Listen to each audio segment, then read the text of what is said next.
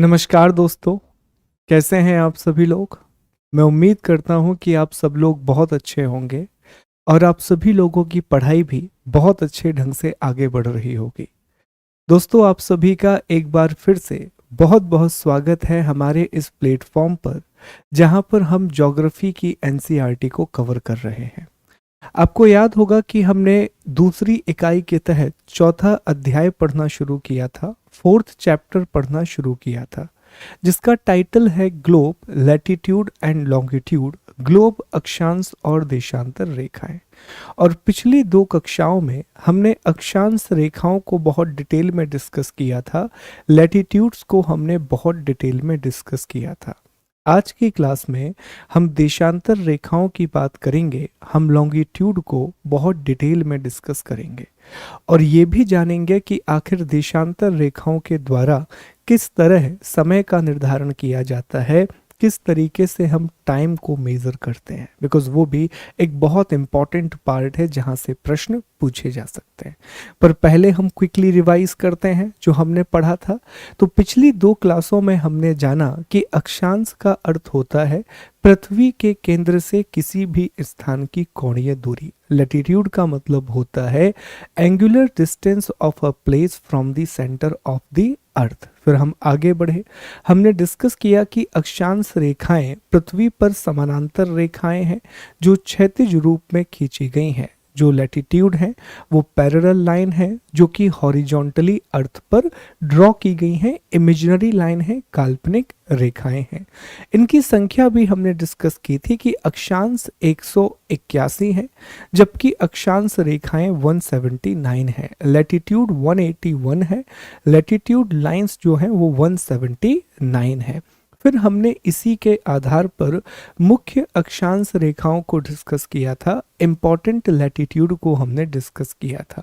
हमने देखा था कि 6 प्रमुख अक्षांश रेखाएं हैं, आर्कटिक वृत्त, कर्क रेखा, भूमध्य रेखा, मकर रेखा, अंटार्कटिक वृत्त, नॉर्थ पोल और साउथ पोल। ये इंपॉर्टेंट लैटिट्यूड लाइन होती है। इन सब की डिग्री भी हमने डिस्कस कर ली थी।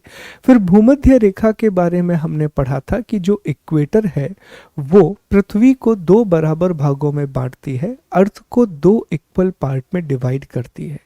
ऊपरी हिस्सा नदर्न हेमिस्फीयर कहलाता है जबकि निचला जो भाग है उसे सदर्न हेमिस्फीयर कहा जाता है। इसी आधार पर हमने देखा था कि जो भूमध्य रेखा है वो 13 देशों से होकर के जाती है, 3 महाद्वीपों से होकर के जाती है और 3 बड़ी जलराशियों से होकर के जाती है। जो लैटिट्यूड है 0 डिग्री का, which is known as the equator, it passes 3 continent, 13 countries and 3 water bodies और द ओशन। ये कुछ प्रमुख बातों की चर्चा हमने कर ली थी। मैं ये भी उम्मीद कर रहा हूँ कि जो मैपिंग वर्क हमने शुरू किया है वो आप कवर कर रहे होंगे।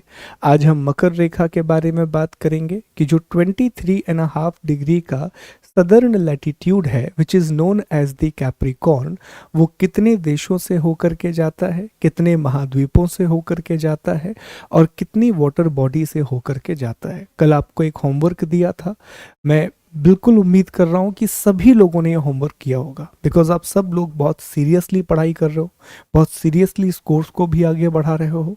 तो मेक श्योर कि आपने वो डायग्राम बनाया हो, जैसे वो डायग्राम हमने आपको ड्रॉ करने दिया था, उसमें कैपिटल लिखा हो, करेंसी लिखी हो। ऐसा करते करते बहुत सारी कंट्रीज के बारे में आप जान लेंगे। ठीक है, तो चलिए अगले टॉपिक को शुरू करते हैं। और अब हमें चर्चा करनी है देशांतर रेखाओं के बारे में, लॉन्गिट्यूड के बारे में हमें डिस्कस करना है। तो देशांतर रेखाओं में हम क्या क्या पढ़ेंगे? तो सबसे पहले तो हम परिभाषा और विशेषताएं पढ़ेंगे, डेफिनेशन और फीचर को डिस्कस करेंगे। फिर हम प्राइम मेरिडियन लाइन के बारे में पढ़ेंगे। जिस तरह 0 डिग्री के अक्षांश को, 0 डिग्री के लैटिट्यूड को इक्वेटर कहा जाता है, ठीक उसी तरह जो 0 डिग्री का देशांतर है, 0 डिग्री का लॉन्गिट्यूड है, उसे prime meridian line, Greenwich line या ग्रीनविच मीन लाइन कहा जाता है। फिर हम जानेंगे कि देशांतर रेखाओं का उपयोग करके हम किस तरह समय का निर्धारण करते हैं, किस तरीके से हम टाइम को कैलकुलेट करते हैं, कैसे हम ये कह पाते हैं कि जब लंदन में दोपहर के 12 बजे हुए हैं तो उस समय भारत में शाम के 5:30 बजे होंगे। तो ये कैलकुलेशन भी हम समझेंगे। और ट्रस्ट मी, एक बार अगर आपने कंसेप्ट समझ लिया तो इतना इजी है कि कभी भी आप किसी भी लैटिट्यूड लॉन्गिट्यूड के आधार पर समय का निर्धारण कर पाएंगे। फिर हम मानक समय रेखा को डिस्कस करेंगे, स्टैंडर्ड टाइमलाइन को डिस्कस करेंगे। हर एक देश में एक या एक से अधिक मानक समय रेखाएं होती हैं जिसके आधार पर उस देश या क्षेत्र के समय का निर्धारण किया जाता है। जैसे भारत के समय का निर्धारण करने वाली देशांतर रेखा को 82.5 डिग्री का पूर्वी देशांतर कहा जाता है। 82.5 डिग्री का ईस्टर्न लॉन्गिट्यूड एक ऐसा लॉन्गिट्यूड है जो इंडिया के टाइम को डिसाइड करता है या इसी के आधार पर भारत में समय का निर्धारण किया जाता है। उसे हम भारत की मानक समय रेखा कहते हैं, इंडिया की स्टैंडर्ड टाइमलाइन कहते हैं। यहीं पर एक टॉपिक और हम डिस्कस करेंगे, लोकल टाइम। स्थानीय समय का मतलब क्या होता है, एक छोटी सी परिभाषा दी गई है एनसीईआरटी में 6वीं क्लास में। तो उस परिभाषा के आधार पर हम लोकल टाइम को भी समझने की कोशिश करेंगे। फिर हम आगे बढ़ेंगे, इंटरनेशनल डेट लाइन की बात करेंगे, अंतरराष्ट्रीय तिथि रेखा को डिस्कस करेंगे। यहाँ पर एक बहुत अच्छी बात हमें पता चलेगी कि 180 डिग्री का पूर्वी देशांतर और 180 डिग्री का पश्चिमी देशांतर दोनों वास्तव में एक ही हैं और इसी को कहा जाता है इंटरनेशनल डेट लाइन। 180 डिग्री का ईस्टर्न लॉन्गिट्यूड एंड 180 डिग्री का वेस्टर्न लॉन्गिट्यूड, ये दोनों एक ही हैं जिन्हें हम अंतरराष्ट्रीय तिथि रेखा या इंटरनेशनल डेट लाइन के नाम से जानते हैं। तो ये पूरा आयाम रहेगा, ये पूरे सब टॉपिक हैं जिनकी चर्चा हमें इस क्लास में करनी है। ठीक, चलिए तो अब शुरू करते हैं और सबसे पहले हम बात करते हैं परिभाषा और विशेषताओं के बारे में। डेफिनेशन एंड फीचर को सबसे पहले हम डिस्कस करेंगे। तो देखिए, देशांतर का अर्थ भी यही होता है जो अक्षांश का मतलब होता है। ठीक है, देशांतर को परिभाषित इस तरह किया जाता है कि विषुवत रेखा से, इक्वेटर से पूर्व या पश्चिम में किसी स्थान का एंगुलर डिस्टेंस। विषुवत रेखा से किसी भी स्थान की पूर्व या पश्चिम में जो कोणीय दूरी होती है उसे हम देशांतर कहते हैं। पर उतनी टिपिकल डेफिनेशन में हम नहीं जाएंगे। हमारा जो यहाँ पर काम है कि सर देशांतर रेखा का अर्थ क्या होता है, what is the meaning of longitude line. चलो इनको जरा डिस्कस करते हैं। तो पृथ्वी पर, ये हमने पृथ्वी बना ली, पृथ्वी पर ऊर्ध्वाधर रूप में खींची गई ऐसी रेखाएं जो नॉर्थ पोल से साउथ पोल को जोड़ती हैं उन्हें हम लॉन्गिट्यूड लाइन कहते हैं। मैं हिंदी में रिपीट करूंगा, पृथ्वी पर ऐसी ऊर्ध्वाधर काल्पनिक रेखाएं जो उत्तर ध्रुव को दक्षिण ध्रुव से जोड़ती हैं देशांतर रेखा कहलाती है। कैसे, जरा ध्यान दीजिए। तो मान लीजिए यहां पर कौन सा पोल है, नॉर्थ पोल है, यहां पर कौन सा पोल है, साउथ पोल। अब यहां पर हमने एक लाइन इस तरीके से ड्रॉ कर दी, तो क्या ये लाइन वर्टिकल है? तो जवाब होगा जी हां सर, ये लाइन तो वर्टिकल है, ये तो ऊर्ध्वाधर लाइन है। और ये किसको जोड़ रही है? सर ये नॉर्थ पोल से साउथ पोल को जोड़ रही है। फिर इसी तरह से हमने एक और लाइन बना दी, मान लीजिए इस तरह से एक और लाइन बना दी, ऐसे एक और लाइन बना दी। तो जितनी भी लाइन आप देख रहे हो ये सारी कैसी लाइन है? सर ये सारी वर्टिकल है, ये सारी की सारी ऊर्ध्वाधर रेखाएं हैं और सभी क्या कर रही हैं? नॉर्थ पोल को साउथ पोल से जोड़ने का काम कर रही हैं, उत्तर ध्रुव को दक्षिण ध्रुव से जोड़ने का काम कर रही हैं। तो इन शॉर्ट आप कह सकते हैं कि ऐसी सभी ऊर्ध्वाधर रेखाएं काल्पनिक, ऐसी सभी वर्टिकल लाइन इमेजिनरी जो उत्तर ध्रुव से दक्षिण ध्रुव को जोड़ती हैं, नॉर्थ पोल से साउथ पोल को कनेक्ट करती हैं, देशांतर रेखाएं कहलाती हैं, लॉन्गिट्यूड कहलाती है। ठीक है, तो अब मैं उम्मीद कर रहा हूं कि सर पहला पॉइंट तो हमें क्लियर हो गया, हमें परिभाषा पता चल गई, हमें डेफिनेशन पता चल गई। अब सर ये बताइए कि इसकी विशेषता क्या होगी, इसके कैरेक्टरिस्टिक क्या होंगे। अब इस बात पर ध्यान दीजिए, हमने कल ही आपको बताया था कि किसी भी चीज की अगर विशेषता पता करना हो तो हमेशा दो चीजें देखा करो। पहला, उसका एक शेप बनाओ दिमाग में कि वो कैसा दिखता है, चित्र होना चाहिए। और दूसरा, अगर आपको ये पता है कि वो बना कैसे है, उसका निर्माण कैसे हुआ है, तो आप बहुत आसानी से उसकी विशेषताएं लिख पाओगे। जैसे मान लीजिए कि एक इंसान के बारे में आपको पता चल जाए कि वो बचपन से ही ऐसे लोगों के साथ रहा है जो क्राइम करते रहे हैं, गैर कानूनी गतिविधियां करते रहे हैं, तो उसके बारे में जब आप कुछ लिखेंगे तो शायद एक माइंड फ्रेम आपका उसी तरीके से काम करेगा।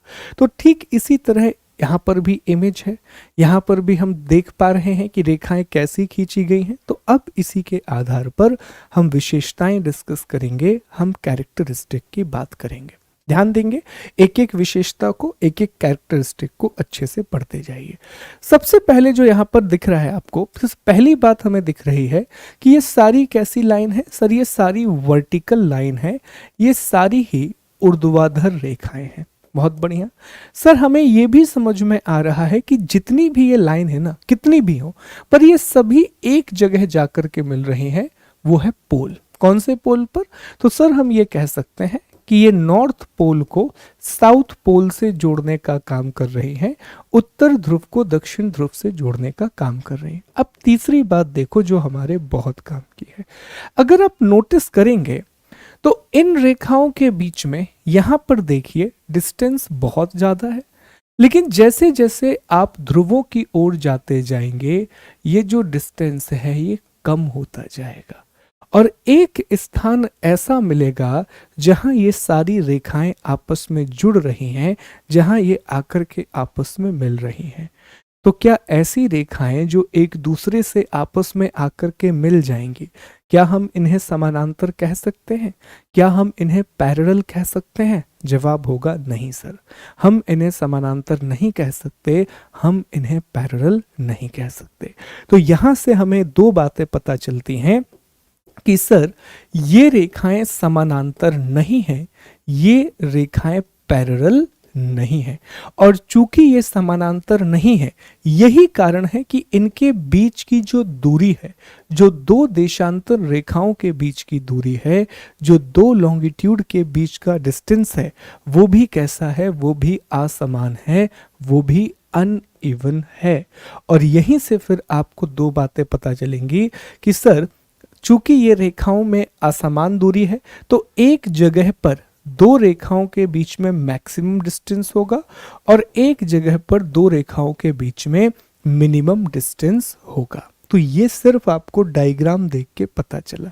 डायग्राम देख के हमें सिर्फ एक बात पता चली कि सर ये रेखाएं समानांतर नहीं है, ये रेखाएं ध्रुवों पर जाकर के एक दूसरे में मिल जाती हैं, पोल पर जाकर के ये एक दूसरे में कनेक्ट हो जाती हैं। तब फिर आपने देखा कि सर जैसे जैसे हम इक्वेटर से ऊपर की ओर जाते हैं, इक्वेटर से पोल की तरफ जाते हैं, अर्थात भूमध्य रेखा से ध्रुव की ओर जाते हैं, दो रेखाओं के बीच की दूरी कम होती जाती है। जो दो लॉन्गिट्यूड हैं उनके बीच का डिस्टेंस भी कम होता जाता है। तो यहां से हमें दो बातें पता चली कि दूरी असमान है, दो रेखाओं के बीच में दूरी असमान है, distance between two longitude is not equal. और साथ ही हमें पता चला कि दो रेखाओं के बीच में एक जगह पर अधिकतम दूरी होगी और एक जगह पर न्यूनतम। तो क्या दिख रहा है डायग्राम में, मैक्सिमम डिस्टेंस कहां पर होगा? तो साफ तौर पर दिख रहा है कि सर भूमध्य रेखा के पास, इक्वेटर के पास जितनी भी लाइन है उसमें अधिकतम दूरी होगी, और ये दूरी होती है 111.32 किलोमीटर की। ठीक है, मिनिमम डिस्टेंस कहां पर होगा? तो मिनिमम साफ तौर पर आप देख पा रहे हैं ध्रुवों पर होगा सर, पोल पर होगा। कितना होगा? 0 किलोमीटर। तो ये स्टेटमेंट के रूप में भी पूछा जा सकता है कि जैसे जैसे आप भूमध्य रेखा से ध्रुवों की ओर, भूमध्य रेखा से ध्रुवों की ओर जाएंगे, इक्वेटर से पोल की तरफ जाएंगे, देशांतर रेखाओं के बीच की दूरी कम होती जाएगी, लॉन्गिट्यूड के बीच का जो डिस्टेंस है वो मिनिमम या कम होता जाएगा। ठीक है, अब एक टर्म मैं आपको यहीं बता दूं, याद रखेंगे, एक शब्द है दोस्तों, ये शब्द है गोरे, GORE, गोरे। गोरे का अर्थ होता है डिस्टेंस बिटवीन टू लॉन्गिट्यूड।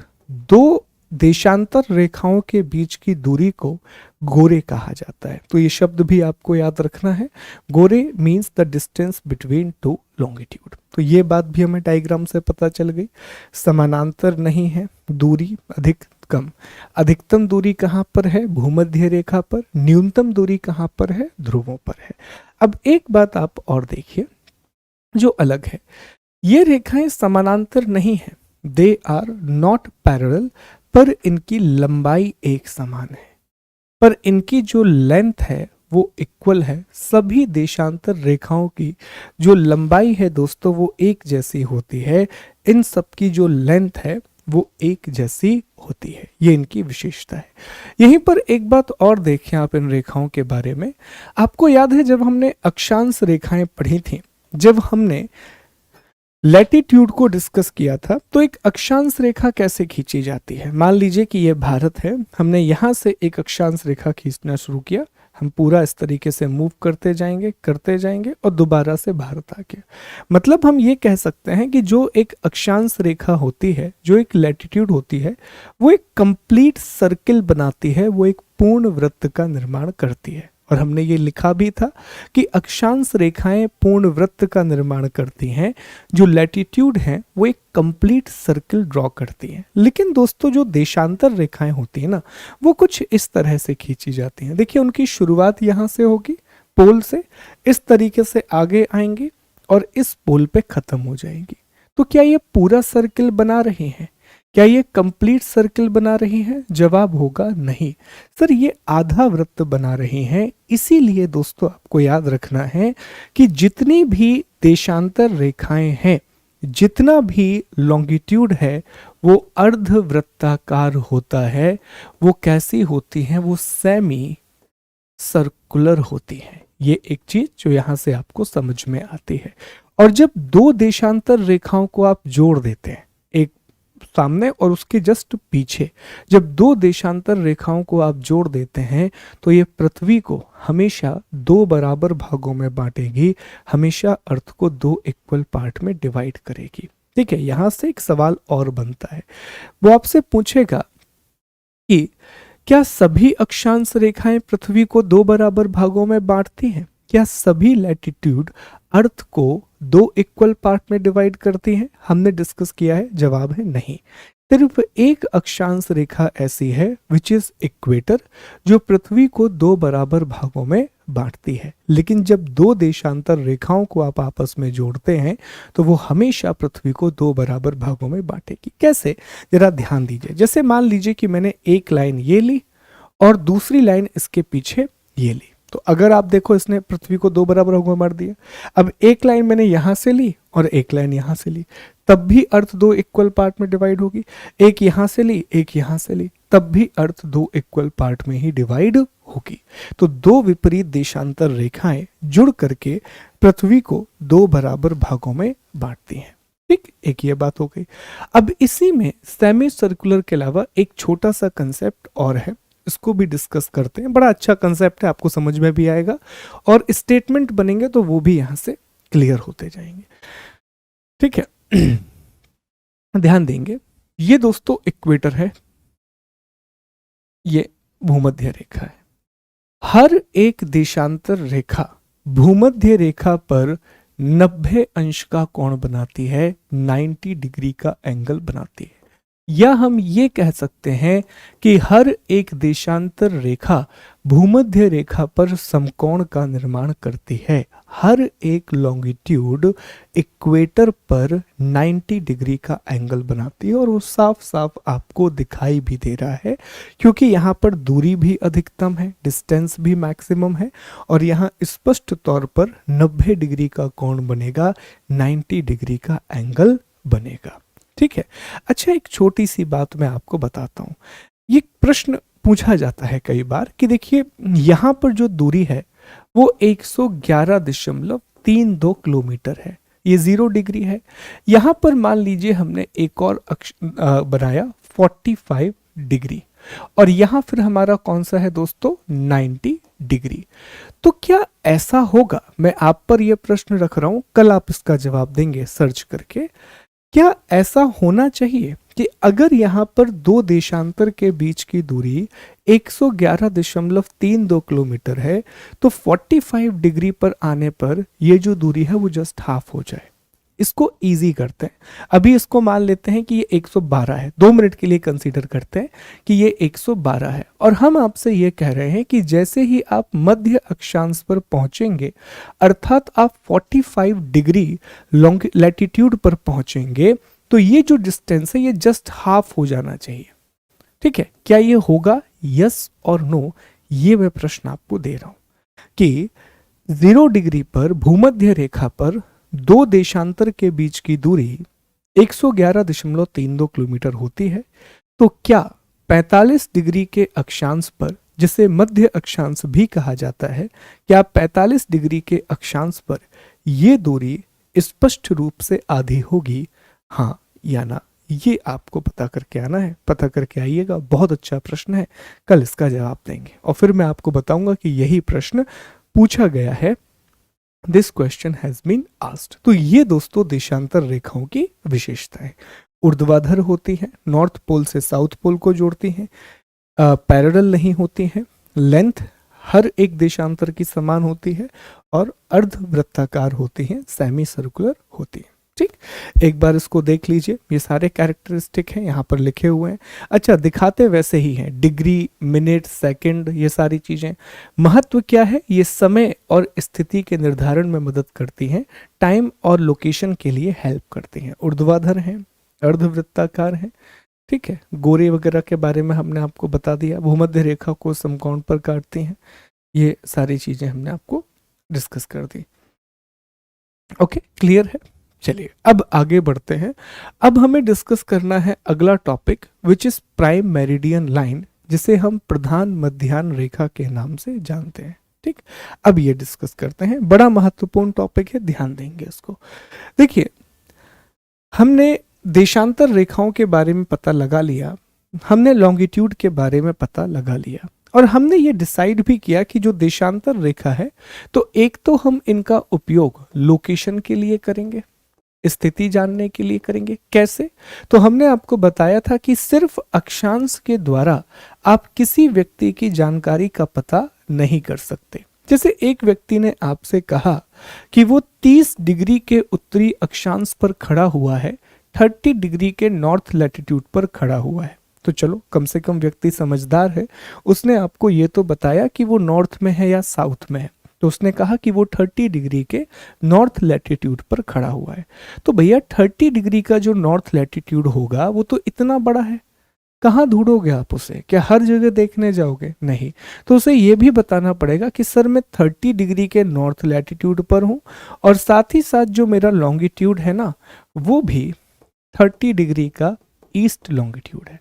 अब आपको पता है कि यार यहाँ कहीं वो खड़ा हुआ है, एक ग्रिड आपके सामने बन के आ गया, ये उसकी एग्जैक्ट लोकेशन होगी। तो लोकेशन तो हमें पता चलने लगी कि कैसे हम लोकेशन निकालेंगे, पर समस्या इसमें दूसरी थी। समस्या ये थी कि जितनी भी देशांतर रेखा है उन सभी की लेंथ इक्वल होती है, समान होती है लंबाई, तो हम समय का निर्धारण कैसे करें, हम टाइम को मेजर कैसे करेंगे? ये बहुत बड़ी समस्या निकल के आई कि हम समय निकालें तो निकाले कैसे।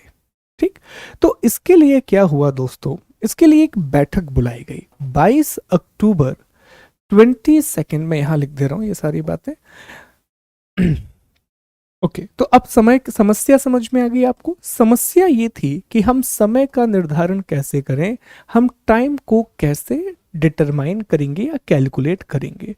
तो इसके लिए दोस्तों 22 अक्टूबर को, 22 अक्टूबर 1884 को, 22 अक्टूबर 1884 को अमेरिका का एक शहर है वॉशिंगटन डीसी, वॉशिंगटन डीसी में एक बैठक बुलाई जाती है जिसका नाम है इंटरनेशनल मेरिडियन कॉन्फ्रेंस। नाम क्या है इस बैठक का?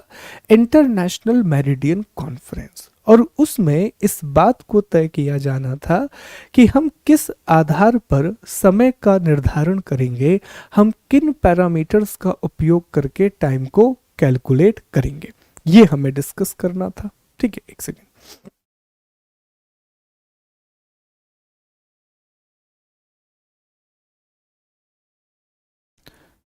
तो हमें इस बात का निर्धारण करना था कि हम किन बेसिस पर समय को निर्धारित करेंगे। तो इंटरनेशनल मेरिडियन कॉन्फ्रेंस को बुलाया गया। इस सम्मेलन में निर्णय लिया गया कि साहब, लंदन में एक जगह है, लंदन में एक जगह है, London which is the capital of UK. उस जगह का नाम है ग्रीनविच। ग्रीनविच, और ग्रीनविच में स्थित है रॉयल ऑब्जर्वेटरी, रॉयल वेधशाला। वहां से हम एक काल्पनिक रेखा खींचेंगे, वहां से हम एक इमेजिनरी लाइन खींचेंगे और इसे हम नाम देंगे 0 डिग्री लॉन्गिट्यूड। इसे हम नाम देंगे 0 डिग्री का देशांतर। मैं फिर से रिपीट कर दूं, लंदन में एक जगह है ग्रीनविच, ग्रीनविच में एक ऑब्जर्वेटरी है जिसे रॉयल ऑब्जर्वेटरी कहा जाता है। तो यहाँ पर एक इमेजिनरी लाइन को ड्रॉ किया गया जिसे 0 डिग्री का देशांतर या 0 डिग्री का लॉन्गिट्यूड कहते हैं। इसी 0 डिग्री देशांतर को दोस्तों नाम दिया गया प्राइम मेरिडियन लाइन। ऐसा इसलिए क्योंकि इसी को आधार बना करके अब हमें समय की गणना करनी थी, हमें टाइम को डिटरमाइन करना था। चूंकि ये रेखा ग्रीनविच से होकर के जाती है तो इसे ग्रीनविच लाइन भी कहा जाता है और इसी के आधार पर हम समय का निर्धारण करते हैं। तो इसे GML ग्रीनविच मेरिडियन लाइन भी कहा जाता है।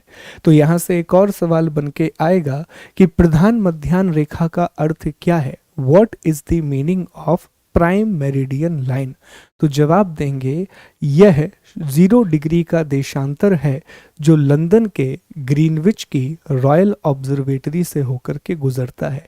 It is the 0 degree longitude which passes from the royal observatory Greenwich of London. ठीक है, इसी के आधार पर हम समय का निर्धारण करते हैं, इसी को बेस बना करके हम टाइम डिसाइड करते हैं। अब एक और बात समझिए, देखिए दोस्तों, एक यहां पर हो गई 0 डिग्री की लाइन, इसके जस्ट पीछे क्या होगा? तो इसके जस्ट पीछे है 180 डिग्री। जब आप इन दोनों को मिला देंगे तो ये पृथ्वी को 2 बराबर भागों में डिवाइड करेंगे, ये अर्थ को 2 इक्वल पार्ट में डिवाइड करेंगे। नाउ रिमेंबर, हमने डिस्कस किया था अक्षांश रेखाओं के बारे में और हमने जाना था कि जो 0 डिग्री की अक्षांश रेखा है जिसे हम इक्वेटर कहते हैं, ये भी अर्थ को 2 इक्वल पार्ट में डिवाइड करती है और ऊपरी हिस्से को हम नदर्न हेमिस्फीयर कहते थे और निचले हिस्से को हम सदर्न हेमिस्फीयर कहते थे। ठीक इसी तरह दोस्तों, जो 0 डिग्री का देशांतर और 180 डिग्री का देशांतर है, 0 degree longitude and 180 degree longitude, ये मिलकर के अर्थ को 2 इक्वल पार्ट में डिवाइड कर रहे हैं। अब इस बार क्या बोलेंगे? तो ये जो हिस्सा है इसे कहा जाएगा ईस्टर्न हेमिस्फीयर और इसे कहा जाएगा वेस्टर्न हेमिस्फीयर। इस हिस्से को हम कहेंगे पूर्वी देशांतर और इस हिस्से को हम कहेंगे पश्चिमी देशांतर। तो अब अगर देखा जाए, आपसे कोई पूछे कि पृथ्वी पर कितने गोलार्ध होते हैं, how many hemisphere are there on the earth, तो आप जवाब देंगे कि सर, अक्षांश रेखाओं के आधार पर लैटिट्यूड के बेसिस पर 2 गोलार्ध होते हैं, उत्तरी और दक्षिणी, जबकि देशांतर रेखाओं के आधार पर लॉन्गिट्यूड के बेसिस पर 2 और हेमिस्फीयर होते हैं, which is eastern and western, पूर्वी और पश्चिमी गोलार्ध। तो अब अगर हमने ये कहा कि सर ये वाला हिस्सा ईस्टर्न हेमिस्फीयर होगा, ये वाला हिस्सा वेस्टर्न हेमिस्फीयर होगा। तो इसी आधार पर हमें देशांतर रेखाओं को दिशा भी देनी पड़ेगी। बिना दिशा के देशांतर रेखा का कोई मतलब नहीं। तो यहाँ जितनी भी देशांतर रेखाएं खींची जाएंगी, यहाँ जितनी भी देशांतर रेखाएं खींची जाएंगी, उन्हें हम नाम देंगे। जैसे मान लीजिए कि ये मैंने एक लाइन खींची 30 डिग्री लॉन्गिट्यूड, तो इन्हें हम नाम देंगे 30 डिग्री का पूर्वी देशांतर, ईस्टर्न लॉन्गिट्यूड। और यहां अगर कोई रेखा खींची है तो इसे हम क्या नाम देंगे, 30 डिग्री का वेस्टर्न लॉन्गिट्यूड, 30 डिग्री का पश्चिमी देशांतर। तो देखिए दोस्तों, बिना दिशा के कुछ भी नहीं होगा, बिना दिशा के कुछ भी नहीं होगा, चाहे वो अक्षांश हो या चाहे वो देशांतर हो। अब मैं दो प्रश्न आपके सामने रख रहा हूं, आप मुझे बताओगे कि इसमें कौन सा सही है कौन सा गलत है। यहां पर मैंने 4 देशांतर बत रखे हैं, आप बताना कौन सा गलत है कौन सा सही। पहला मैंने आपसे कहा कि 45 डिग्री का नदर्न लॉन्गिट्यूड, 45 डिग्री का उत्तरी देशांतर। दूसरा हमने आपसे कहा कि 45 डिग्री का दक्षिणी देशांतर, 45 डिग्री का सदर्न लॉन्गिट्यूड। तीसरा हमने आपसे कहा कि 45 डिग्री का पूर्वी देशांतर, ईस्टर्न लॉन्गिट्यूड। और चौथा हमने आपसे कहा 181 डिग्री का ईस्टर्न लॉन्गिट्यूड, 181 डिग्री का पूर्वी देशांतर। आप कमेंट करके बताइए कि इसमें से कौन सा सही है। तो जवाब आना चाहिए कि सर इसमें से जो तीसरा है सिर्फ वो सही है। क्यों सर, पहला क्यों गलत है? पहला इसलिए गलत है कि देशांतर रेखाओं को, लॉन्गिट्यूड को हम कभी भी नॉर्थ या साउथ के हिसाब से प्रेजेंट नहीं करते। देशांतर या तो पूर्वी होता है या तो पश्चिमी होता है। लॉन्गिट्यूड या तो ईस्टर्न होता है या फिर वेस्टर्न होता है। तो सर पहला तो बिल्कुल गलत है। ठीक इसी तरह दूसरे को देखिए, वहां लिखा है 45 डिग्री का दक्षिणी देशांतर। सर ये भी गलत होगा, क्योंकि देशांतर को या तो हम पूर्व या तो पश्चिम में रिप्रेजेंट करते हैं। तीसरा 45 डिग्री का ईस्टर्न, सर ये बिल्कुल सही है। 45 डिग्री का पूर्वी देशांतर। चौथे में क्या गलती है? सर इसमें तो ईस्ट ही लिखा हुआ है, लेकिन 181 डिग्री, ये गलत है। देखिए 180 मैक्सिमम है, उसके ऊपर नहीं जाएगा, तो 181 गलत हो जाएगा। वो 181 डिग्री का देशांतर कहीं पर भी नहीं होता। अब मुझे एक बात और बताएंगे कि जब भी आप किसी से भी अक्षांश या देशांतर मांगेंगे तो उसमें क्या लिखा होना चाहिए। तो अगर अक्षांश मांगा है तो अक्षांश में हमेशा आप देखोगे कि नॉर्थ या साउथ है, और अगर देशांतर मांगा है तो देशांतर में हमेशा आप देखोगे कि ईस्ट या फिर वेस्ट है या नहीं। अगर ये नहीं है तो वो देशांतर या अक्षांश गलत है, पूरी तरीके से गलत होगा। और ये बात आपको कब एहसास होगी? जब हम इंडियन ज्योग्राफी की एनसीईआरटी पढ़ेंगे और भारत के लैटिट्यूड और लॉन्गिट्यूड को हम डिस्कस करेंगे, तब आपको पता चलेगा कि ऑप्शंस कैसे बनाए जाते हैं। इंडिया पूरी तरीके से उत्तरी गोलार्ध में है अक्षांश के हिसाब से, और देशांतर के हिसाब से पूरी तरह से पूर्वी गोलार्ध में है। India lies completely in the northern hemisphere according to latitude, and it lies completely in the eastern hemisphere according to the longitude।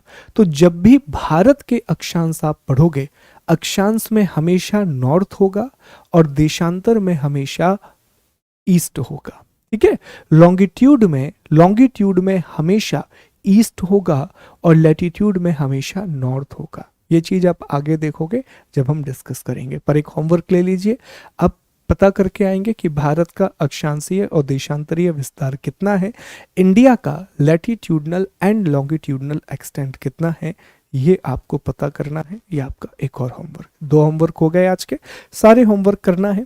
थोड़ी हैबिट बनाइए काम करने की, ठीक है। तो ये हो गया दोस्तों प्राइम मेरिडियन लाइन, प्रधान मध्याह्न रेखा। अब जैसे हमने कल डिस्कस किया था इक्वेटर के बारे में कि सर जो इक्वेटर है वो 13 देशों से होकर के गुजरती है। ठीक इसी तरह दोस्तों जो प्राइम मेरिडियन लाइन है, जो प्रधान मध्याह्न रेखा है, वह भी 8 देशों से होकर के गुजरती है, 8 कंट्रीज से होकर के गुजरती है। कौन कौन से 8 देश हैं, तो एक बार ध्यान देंगे इन 8 देशों पर। पहला जो यहाँ पर देश है, जो ये आपको दिख रहा है दोस्तों, इसे कहा जाता है यूनाइटेड किंगडम।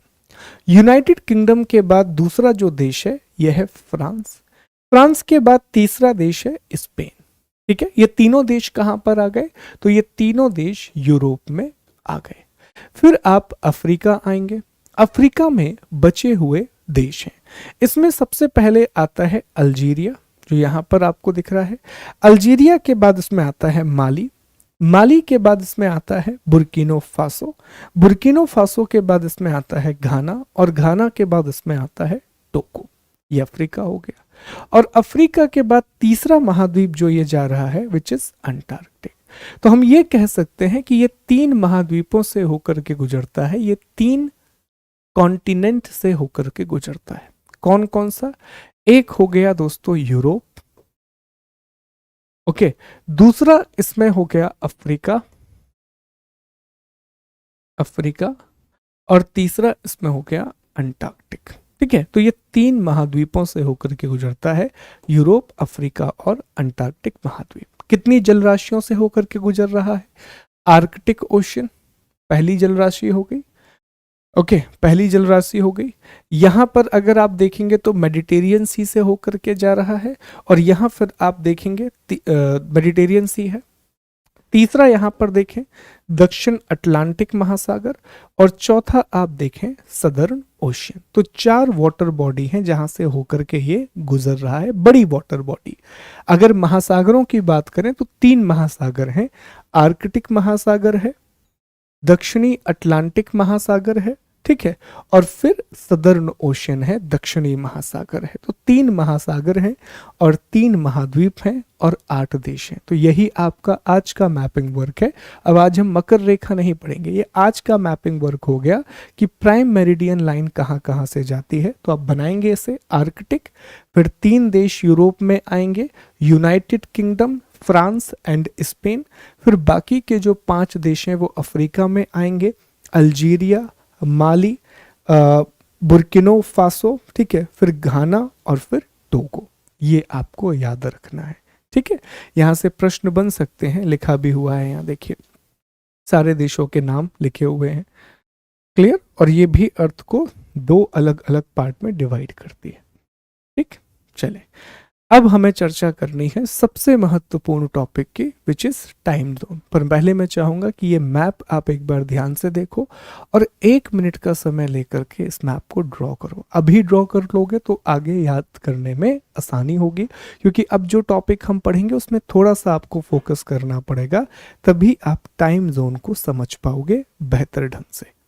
एक बार देखिए ध्यान से इसे, ठीक है। चलिए तो आगे बढ़ते हैं और अब अगले टॉपिक पर हम आते हैं, जहां हमें समय निर्धारण की बात करनी है कि हम समय कैसे निकालते हैं, हम टाइम आखिरकार कैसे डिसाइड करते हैं। तो अभी हमने डिस्कस ये बात कर ली कि सर जो देशांतर है, जो लॉन्गिट्यूड है, इनका उपयोग हम किस लिए करते हैं? तो देशांतर रेखाओं का प्रयोग हम 2 कार्यों के लिए करते हैं। एक तो स्थिति निकालने के लिए, लोकेशन निकालने के लिए, और दूसरा समय निर्धारण के लिए। सर लोकेशन तो हमें पता पड़ गया, जब एक अक्षांश रेखा और देशांतर रेखा मिलती है तो वो एक ग्रिड स्ट्रक्चर का निर्माण करती है और वहीं से हमें लोकेशन पता चलती है, वहीं से हमें डायरेक्शन पता चलती है। लेकिन समय का निर्धारण कैसे होगा, टाइम आखिरकार हम कैसे निकालेंगे? तो देखिए दोस्तों, देशांतर रेखाओं के द्वारा जो समय निकाला जाता है, इसका आधार है पृथ्वी का घूर्णन, रोटेशन ऑफ द अर्थ। और हम जानते हैं कि चूंकि पृथ्वी अपने अक्ष पर घूमती है, अर्थ अपने एक्सिस पर लगातार रोटेट करती है, पश्चिम से पूर्व की ओर, वेस्ट से ईस्ट की तरफ। यही कारण है कि पृथ्वी पर दिन और रात होते हैं, डे एंड नाइट होती है। एक समय यह हिस्सा सूर्य के सामने है तो यहां पर दिन होगा, फिर अर्थ ऐसे घूम जाएगी तो यहां पर अब रात होगी और यहां पर दिन होगा। ठीक है, दिन और रात होते हैं। अब अगर हम पृथ्वी को एक गोल मान लें which is kind of spherical, तो हम ये जानते हैं कि पृथ्वी एक जो पूरा चक्कर लगाती है वो 24 घंटे में लगाती है, वो 24 आवर में लगाती है। तो हम ये कह सकते हैं कि हमारी पृथ्वी 24 घंटे में कितना घूमती है, तो हमारी अर्थ 24 आवर में 360 डिग्री घूम जाती है, 360 डिग्री घूम जाती है। तो अगर 24 घंटे में 360 डिग्री घूम रही है तो एक घंटे में कितना घूमेगी? तो आप कहोगे सर 360 को भाग कर दीजिए 24 के साथ, तो ये निकल के आएगा 15 डिग्री। तो अब हमें यह पता चला कि हमारी पृथ्वी एक घंटे में 15 डिग्री घूमती है। अब इसी को मैं मिनट में कन्वर्ट करता हूं। क्या हम इसे ऐसा लिख सकते हैं कि हमारी अर्थ 15 डिग्री मतलब 60 मिनट। आवर्स को हमने किस में कन्वर्ट कर दिया? मिनट में कन्वर्ट कर दिया। अब हमें पता चला कि 15 डिग्री 60 मिनट में घूमती है, तो 1 डिग्री का मान कितना होगा? तो 1 डिग्री निकालने के लिए हम क्या करेंगे? 60/50 कर देंगे, तो कितना आ जाएगा? 4 मिनट। तो अब हमें यह पता चल गया कि सर हमारी अर्थ में 1 डिग्री का मान कितना है? 4 मिनट है। 1 degree is equal to 4 minute. ठीक है, अब इसको जरा प्रैक्टिकली समझते हैं कि सर समय के हिसाब से इसका क्या मतलब है। तो मान लीजिए कि एक इंसान 20 डिग्री के पूर्वी देशांतर पर खड़ा हुआ है, 20 डिग्री के ईस्टर्न लॉन्गिट्यूड पर खड़ा हुआ है, और यहां पर अभी दोपहर के 12 बजे हुए हैं, 12 PM का समय है। और जो दूसरा व्यक्ति है वो 24 डिग्री के पूर्वी देशांतर पर खड़ा हुआ है, 24 डिग्री के ईस्टर्न लॉन्गिट्यूड पर खड़ा हुआ है। तो यहां पर हमें यह देखना होगा कि दोनों के बीच में अंतर कितना है। तो आप कहोगे सर दोनों के बीच में 4 डिग्री का अंतर है, और हम जानते हैं कि 1 डिग्री की वैल्यू कितनी होती है। तो आप कहोगे सर 1 डिग्री की जो वैल्यू है वो 4 मिनट है। 1 डिग्री की वैल्यू कितनी है? 4 मिनट है। तो 4 डिग्री की वैल्यू कितनी होगी? तो आप कहोगे सर 4 गुणा 4 मतलब कि 16 मिनट। कितना मिनट हो गया? 16 मिनट। तो अगर यहां दोपहर के 12 बजे हुए हैं तो यहां कितना बजेगा? सर यहां 12:16 होंगे, क्योंकि दोनों के बीच में 4 डिग्री का अंतर है, विच मीन्स 16 मिनट का डिफरेंस है। तो आप ऐसे भी समझ लो कि मान लो मैं 20 डिग्री पे खड़ा हुआ हूं तो यहाँ 12 बजे हुए हैं। अब अगर मैं 21 डिग्री पे आ जाऊं तो 12:04 हो जाएंगे। मैं 22 डिग्री पे आ जाऊं तो 12:08 हो जाएंगे। मैं 23 डिग्री पे अगर आ जाऊं तो 12:12 हो जाएंगे। जैसे जैसे आप 1 डिग्री आगे या पीछे होगे, समय में 4 मिनट का अंतर आता जाएगा, 4 मिनट का डिफरेंस आता जाएगा। चलिए सर, ये बात तो क्लियर है, इसमें कोई डाउट नहीं है। लेकिन अब हमें ये प्रॉब्लम है कि कुछ सवाल आ जाते हैं सर, कुछ क्वेश्चंस आ जाते हैं। जैसे एक सवाल यहां पर ये है जो दिया गया है कि यदि 90 डिग्री पूर्वी देशांतर पर शाम के 6:30 बजे हुए हैं तो 60 डिग्री पूर्वी देशांतर पर समय क्या होगा? If it is 6:30 PM at 90 degree east longitude, what will be the time at 60 degree east longitude? ऐसे सवाल देखे होंगे आपने, समय निकालने के लिए आ जाता है तो क्या किया जाए। देखो, सबसे पहले 3 कंसेप्ट आप समझो जो हमेशा आपको याद रखने हैं जब भी आप समय निकालेंगे ऐसे सवालों में। सबसे पहला कंसेप्ट C1 लिख रहा हूं मैं यहां पर। पहला कंसेप्ट यह है कि जैसे जैसे आप पूर्व की तरफ जाते हैं, जैसे जैसे आप ईस्ट की तरफ जाएंगे, हमेशा समय बढ़ेगा, और जैसे जैसे आप पश्चिम की ओर आएंगे हमेशा समय कम होगा। मतलब अगर मैं ये मान लूं ये ईस्ट है, तो अगर मैं ईस्ट की तरफ जा रहा हूं समय बढ़ता जाएगा, अगर मैं वेस्ट की तरफ जा रहा हूं समय कम होगा। एग्जाम्पल के द्वारा समझते हैं। ऐसा क्यों है? क्योंकि हमारी पृथ्वी पर सूरज कहां से निकलता है? पूर्व से सूरज निकलता है, और फिर वो एक एक करके आगे मूव करता जाता है। मतलब अगर सबसे पहले सूरज निकलेगा तो हमें जापान में दिखाई देगा, और सबसे आखिरी में आप देखोगे अमेरिका, तो अमेरिका में दिखाई देगा। तो जापान में जब सुबह होगी तो अमेरिका में रात होगी, पॉसिबली, राइट। तो जब आप पूर्व की ओर जाएंगे समय हमेशा बढ़ेगा, पश्चिम की ओर जाने पर हमेशा समय कम होगा। कैसे, इसको समझते हैं। जैसे मान लीजिए कि आप यहाँ खड़े हुए हैं और ये 90 डिग्री का पूर्वी देशांतर है, और यहां पर हमने मान लेते हैं कि शाम के 5 बजे हुए हैं, इट्स 5 PM। ओके, अब आप यहां पर आ गए।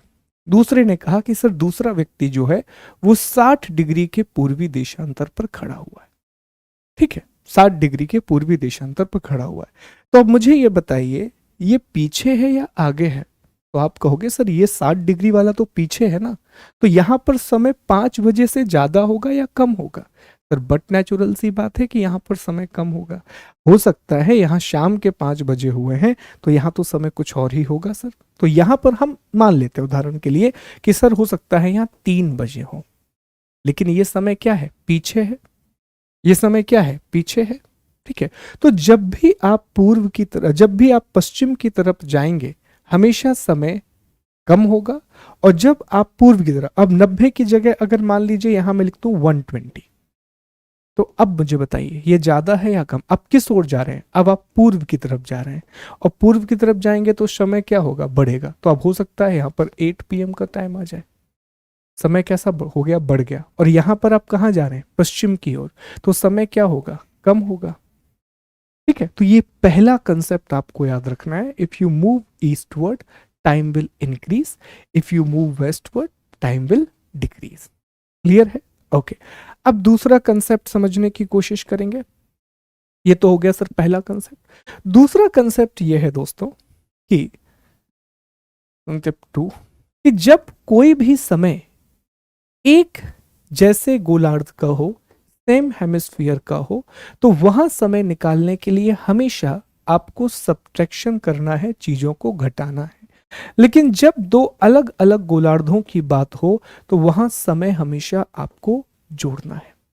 जैसे उसने आपसे कहा कि साहब 60 डिग्री पूर्वी गोलार्ध और 90 डिग्री पूर्वी गोलार्ध, दोनों एक जैसे गोलार्ध की बात कर रहा है, दोनों एक जैसे हेमिस्फीयर की बात कर रहा है, तो हमेशा यहां पर आप माइनस करोगे। और एक ने कहा कि 60 डिग्री वेस्टर्न और एक ने कहा 90 डिग्री ईस्टर्न। अब अलग अलग हेमिस्फीयर हो गया, एक जगह पश्चिमी गोलार्ध है, एक जगह पूर्वी गोलार्ध है, तो यहां हमेशा आप जोड़ने का काम करोगे। तो जब भी समय एक जैसे गोलार्धों का दिया हो वहां पर समय को आप घटाओगे, और जब भी समय अलग अलग गोलार्धों का दिया हो वहां पर आप समय को जोड़ोगे। अब तीसरी और आखिरी बात, तीसरी बात बहुत जरूरी है, क्योंकि यहां पर ना कई बार हम आंसर निकाल लेते हैं पर उसके बाद भी गलतियां हो जाती हैं। ये इसलिए कि कभी भी अगर आप 12 घंटे की घड़ी के हिसाब से कैलकुलेशन करोगे चीजों के गलत होने के चांस ज्यादा है, क्योंकि जो AM और PM है इसमें हम अक्सर गलतियां कर लेते हैं। तो हमेशा आपको क्या करना है, जो भी समय है उसे 24 आवर्स में कन्वर्ट कीजिए। जैसे यहां पर लिखा हुआ है 5 PM, तो 5 PM को आप 24 आवर में कन्वर्ट कर लीजिए, 12, और 12 में 5 और जोड़ दीजिए तो कितना बजेगा, तो एक्चुअल में ये टाइम है 17। लिखा हुआ है 8 PM, तो 8 PM एक्चुअल में कितना है, 12 में 8 जोड़ दीजिए कितना आएगा, 20, तो एक्चुअल में 20 है। तो इससे क्या होता है कि जब भी आप समय निकालते हैं, जब आप 24 आवर्स के यूज करते हैं तो समय निकालना आसान हो जाता है, टाइम का कैलकुलेशन इजी हो जाता है। तो ये 3 कंसेप्ट आपको याद रखना है। जब आप पूर्व की तरफ जाएंगे समय बढ़ेगा, जब आप पश्चिम की तरफ आएंगे समय कम होगा, ठीक है। जब आप एक जैसे गोलार्ध में हो आप माइनस करोगे, जब आप अलग अलग गोलार्ध में हो आप प्लस करोगे, ठीक है। और हमेशा समय को 24 घंटे की घड़ी में कन्वर्ट कीजिए, हमेशा टाइम को 24 आवर्स की वॉच में कन्वर्ट कर लीजिए। चलिए अब हम ये सवाल शुरू करते हैं हमारे 3 कंसेप्ट को ध्यान में रखकर जो हमने पढ़े हैं, और जैसा जैसा सवाल कहेगा ना हम वैसा वैसा करेंगे। हमारे गणित के टीचर थे, बड़े अच्छे टीचर थे, वो हमेशा यही कहते थे कि मैथ को सॉल्व करने का तरीका ये है कि जैसा सवाल कह रहा है वैसा करते जाइए, ज़्यादा चांस है कि आप उत्तर पर पहुंच जाएंगे। अब उसने पहली बात कही कि यदि 90 डिग्री पूर्वी देशांतर पर शाम के 6:30 बजे हुए, बना लेते हैं, तुरंत हमने यहां पर ड्रॉ कर लिया। कितने डिग्री का? 90 डिग्री। कौन सा? ईस्ट। 90 degree east. कितने बजे हुए हैं? शाम के 6:30 बजे हुए हैं। इट्स 6:30 PM, शाम के 6:30। तुरंत हम इसे क्या करें? तुरंत हम इसे 24 घंटे वाली घड़ी में कन्वर्ट कर दें। तो 6 का मतलब क्या हुआ? 12 और 6 18। मतलब कितना बजा हुआ है? 18:30। ये हमने इसे 24 घंटे वाली घड़ी में कन्वर्ट कर दिया। पहला कंसेप्ट हमने अप्लाई कर दिया। फिर वो पूछ रहा है तो 60 डिग्री पूर्वी देशांतर पर समय क्या होगा? 60 डिग्री ईस्ट पूछ रहा है, यहां पर समय क्या होगा? What will be the time here? अब हमारे सामने पिक्चर क्लियर है। अब हमारे दोनों कंसेप्ट को हम अप्लाई करते हैं, C1 और C2 को। पहले मुझे आप ये बताइए, हमें अब पश्चिम की तरफ जाना है या पूर्व की तरफ? तो आप कहोगे सर 90 डिग्री से हमें 60 डिग्री की तरफ जाना है, मतलब हमें पीछे की ओर जाना है। तो क्या मैं ये कह सकता हूं कि अगर यहां शाम के 6:30 बजे हुए हैं तो ये तो बट अंडरस्टूड सी बात है कि यहां समय कम ही होगा। यहां ऐसा नहीं होगा कि रात के 8:30 बज जाएंगे, यहां 6:30 से तो कम होगा। ये पहला कंसेप्ट। दूसरा, क्या ये दोनों एक जैसे गोलार्ध में है? तो हमने डिस्कस किया था कि अगर दोनों सेम हेमिस्फीयर में होते हैं तो हमेशा चीजों को माइनस करोगे, और अगर अलग अलग हेमिस्फीयर में है तो चीजों को प्लस करोगे। हाँ सर, ये तो एक जैसे गोलार्ध में है, तो यहां क्या होगा? माइनस होगा। चलो अब अप्लाई करते हैं। सर 90 में से 60 को माइनस करेंगे तो कितना आएगा? सर ये 30 आएगा। तो अंतर कितने डिग्री का हो गया? 30 डिग्री का अंतर हो गया सर। और हम जानते हैं कि 1 डिग्री में कितने मिनट होते हैं? सर 4 मिनट होते हैं। तो 30 डिग्री में कितने मिनट होंगे? 30 को गुणा कर दीजिए 4 से, इट इज 120 मिनट। ठीक है, 120 मिनट। अब मिनट को आवर्स में कन्वर्ट करेंगे तो 120/60, तो कितना आ जाएगा? सर 2 घंटे। अब 2 घंटे ज्यादा या कम? तो हम जानते हैं पीछे की ओर समय गया है, इसलिए 2 घंटे कम। तो अब समय निकालो। अगर यहां पर 18:30 है, इसमें से 2 घंटे कम कर दो, तो 2 घंटे कम करोगे, पहला घंटा कम होगा तो 18 की जगह 17:30 और फिर 16:30। तो यहां पर कितने बजेंगे? 16:30। अब इसे आप इजीली 12 घंटे वाली घड़ी में कन्वर्ट कर दीजिए। 12 अलग कर दीजिए और 4 और बचा, तो 4:30 कितने? शाम के। तो शाम के यहां पर 4:30 बजे होंगे, 4:30 PM। ये आपका सही जवाब होगा। तो इस तरह से हम समय का निर्धारण करते हैं, इस तरह से हम टाइम कैलकुलेट करते हैं। ठीक है, अब एक प्रश्न और ले लेते हैं जो अलग अलग गोलार्धों का है, और 2 प्रश्न मैं आपको सॉल्व करने के लिए दूंगा। हम पीपीटी आपको देंगे, तो इस पीपीटी में 2 प्रश्न हम आपको हल करने के लिए देंगे कि इन 2 प्रश्नों के जवाब आप निकालिए। लेकिन अगले प्रश्न की तरफ आते हैं। अगला प्रश्न है कि यदि 60 डिग्री पूर्वी देशांतर पर शाम के 4:30 बजे हैं, बना लेते हैं, 60 डिग्री ईस्ट, ये बना लिया हमने। कितना बजा है? शाम के 4:30 बजे हैं, 4:30 PM। जल्दी से कन्वर्ट कर लीजिए इसे 24 घंटे की घड़ी में, तो कितना आ जाएगा? सर 16:30। ठीक है, तो 90 डिग्री पूर्वी देशांतर पर समय क्या होगा? 90 डिग्री ईस्ट में समय कितना होगा? पहला कंसेप्ट। ये आगे का समय पूछ रहा है या पीछे का समय पूछ रहा है? पर इस बार तो हम पूर्व की तरफ जा रहे हैं, इस बार तो हम ईस्ट की तरफ जा रहे हैं, मतलब ये आगे का समय पूछ रहा है। तो अब समय कम होगा या ज्यादा? तो एक बात तो तय है सर, समय ना अब ज्यादा होगा, कम नहीं होगा। दूसरी बात, क्या ये एक ही गोलार्ध में है या अलग अलग गोलार्ध में है? सर ये दोनों एक ही गोलार्ध में है, एक ही हेमिस्फीयर में है। तो प्लस करोगे या माइनस? सर इसमें हम माइनस करेंगे, कर देते हैं माइनस। ठीक है, क्या करोगे? 90 माइनस 60, 90 माइनस 60 कितना आ गया? 30। 1 डिग्री में कितना होता है 4 मिनट, तो 30 डिग्री में कितना होगा 120 मिनट। इसको आवर्स में कन्वर्ट कर दीजिए, कितना आ गया 2 आवर्स।